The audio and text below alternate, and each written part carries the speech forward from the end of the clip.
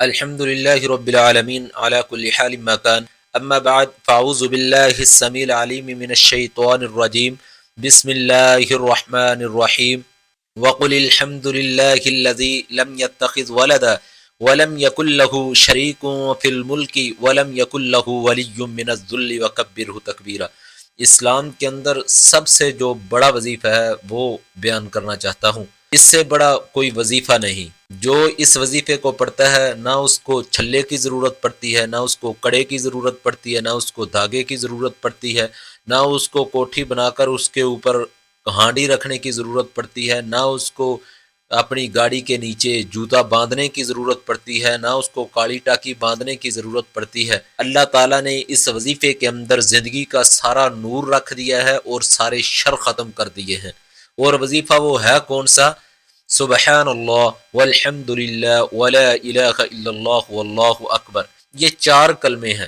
اس وظیفے کی برکت سے ساریاں غفلتیں بھی دور ہوں گی اور جنت کے اندر درجات بھی بلند ہوں گے۔ اس سے بڑا کوئی وظیفہ نہیں۔ نبی رحمت صلی اللہ علیہ وسلم نے اس وظیفے کی شان میں 5 الفاظ بیان کیے ہیں۔ احب الکلام الی اللہ، سارے وظیفے اللہ کو پسند ہیں، اللہ سب وظیفوں سے پیار کرتا ہے، ساری پڑھائیوں سے اللہ پیار کرتا ہے، سب کلموں سے اللہ پیار کرتا ہے، لیکن سب سے زیادہ جس کلمے کے ساتھ اللہ کو پیار ہے وہ سبحان اللہ والحمد للہ ولا الہ الا اللہ واللہ اکبر۔ دوسری حدیث افضل الکلام الی اللہ، سارے کلمے فضیلت والے ہیں لیکن سب سے زیادہ فضیلت والا کلمہ سبحان اللہ والحمد للہ ولا الہ الا اللہ واللہ اکبر۔ اور تیسری فضیلت فرمایا خیر الکلام الی اللہ، سارے وظائف اللہ کے ہاں بہترین ہیں، سب سے پیار کرتا ہے لیکن سب سے زیادہ بہتر کلمہ جو اللہ کے ہاں وہ ہے سبحان اللہ والحمد للہ ولا الہ الا اللہ واللہ اکبر۔ چوتھی حدیث اطیب القرآن وہن من القرآن، سب سے زیادہ پاکیزہ یہ کلمے قرآن سے ہیں، سبحان اللہ والحمد للہ ولا الہ الا اللہ واللہ اکبر۔ پانچویں فضیلت ان اللہ اصطفی من الکلام، سب کلمے ہی اللہ کے چنے ہوئے ہیں لیکن ان سب میں سے سب سے زیادہ جو چنا ہوا پسندیدہ کلمہ ہے وہ سبحان اللہ والحمد للہ ولا الہ الا اللہ واللہ اکبر۔ اس وظیفے کی عظمت کے لیے یہی احادیث کافی ہیں جن کے بارے میں نبی رحمت صلی اللہ علیہ وسلم نے فرما دیا ہے احب الکلام خیر الکلام ان اللہ اصطفی من الکلام اطیب القرآن افضل الکلام۔ اس وظیفے کی عظمت کا اب کوئی بھی وظیفہ مقابلہ نہیں کر سکتا۔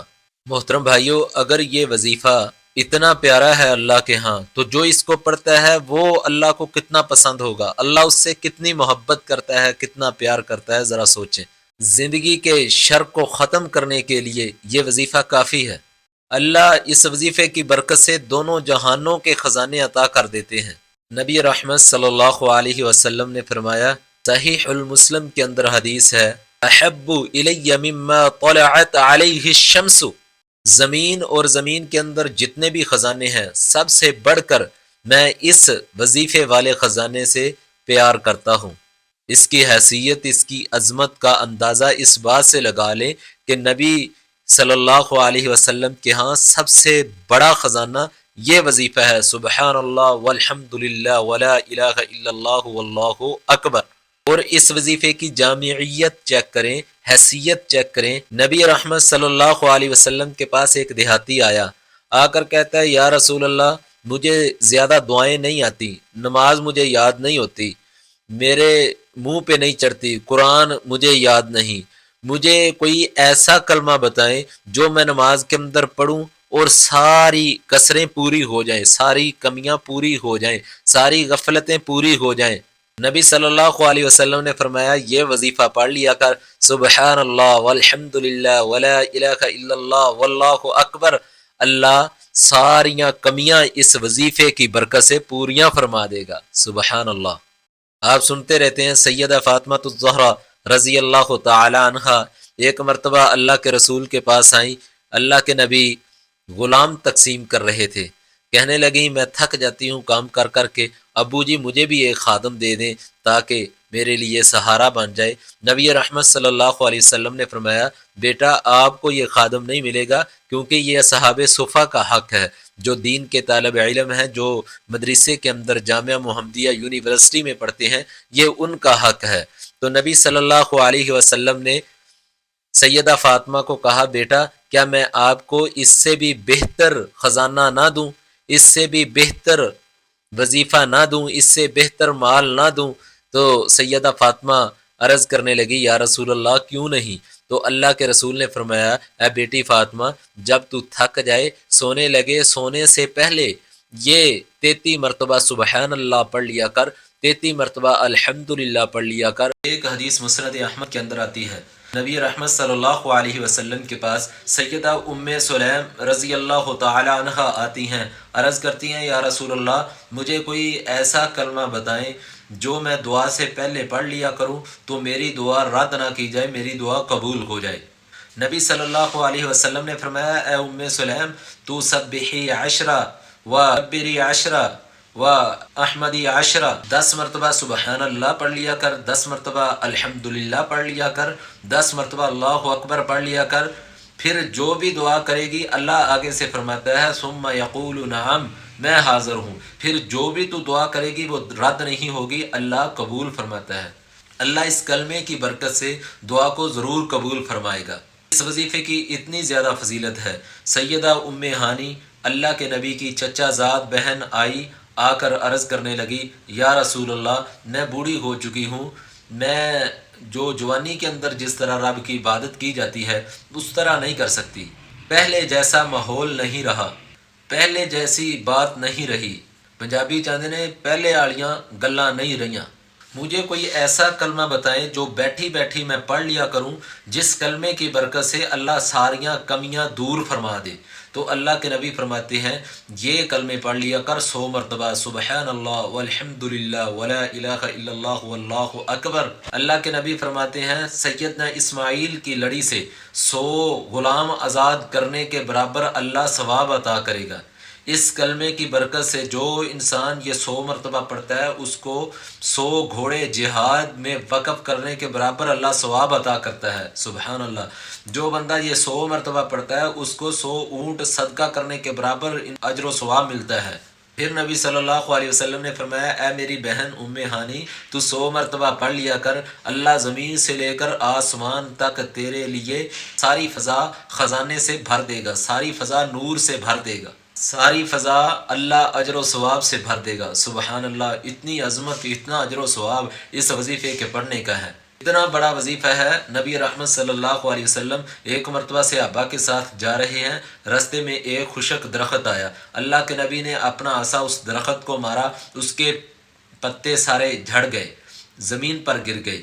نبی صلی اللہ علیہ وسلم نے فرمایا جو بندہ سبحان اللہ والحمدللہ ولا الہ الا اللہ واللہ اکبر پڑھتا ہے اللہ تعالیٰ اس کے نامہ اعمال سے اس درخت کی طرح گناہ جھاڑ دیتا ہے۔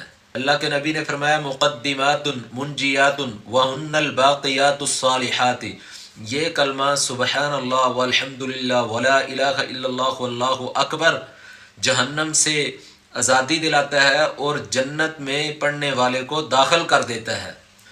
جگتے نہ مارو یہ وظیفہ پڑھو، زبان درازی نہ کرو یہ وظیفہ پڑھو، گالیاں نہ دو یہ وظیفہ پڑھو، لغو باتیں نہ کرو یہ وظیفہ پڑھو، غیبتیں نہ کرو یہ وظیفہ پڑھو، چغلیاں نہ کرو یہ وظیفہ پڑھو، اللہ کی بڑائی بیان کرو۔ وَقُلِ الْحَمْدُ لِلَّهِ الَّذِي لَمْ يَتَّخِذْ وَلَدًا وَلَمْ يَكُنْ لَهُ شَرِيكٌ فِي الْمُلْكِ وَلَمْ يَكُنْ لَهُ وَلِيٌّ مِّنَ الذُّلِّ وَكَبِّرْهُ تَكْبِيرًا۔ اس کا معنی کیا ہے؟ سبحان اللہ، اللہ تیری ذات پاک ہے، اے اللہ تیری بات پاک ہے، اے اللہ تیرا فیصلہ پاک ہے، اے اللہ تو نے مجھے جس حال میں بھی رکھا، مجھے روزی دی نہیں دی، مجھے مزدوری ملی نہیں ملی، میں صحت مند ہوں بیمار ہوں، مجھے اولاد دی نہیں دی، اللہ ہر تیرے فیصلے پہ میں راضی ہوں، سبحان اللہ، ہر تیرا فیصلہ اے اللہ ظلم سے پاک ہے۔ الحمدللہ، اے اللہ تو نے اتنی نعمتیں دی، دیکھنے کے لیے آنکھیں دی، سننے کے لیے کان دیے، ہاتھ دیے، پاؤں دیے، بولنے کے لیے زبان دی، یا اللہ تیرا لاکھ لاکھ شکر ہے، ساری تعریفیں تیرے لیے ہیں، الحمدللہ۔ ولا الہ الا اللہ، اے اللہ میری آس بھی تو، میری پیاس بھی تو، میرا پیار بھی تو، میری محبت بھی تو، تیرے سوا کچھ نہیں، تیرے علاوہ کوئی عبادت کے لائق نہیں، اے اللہ میں تیری عبادت کروں گا۔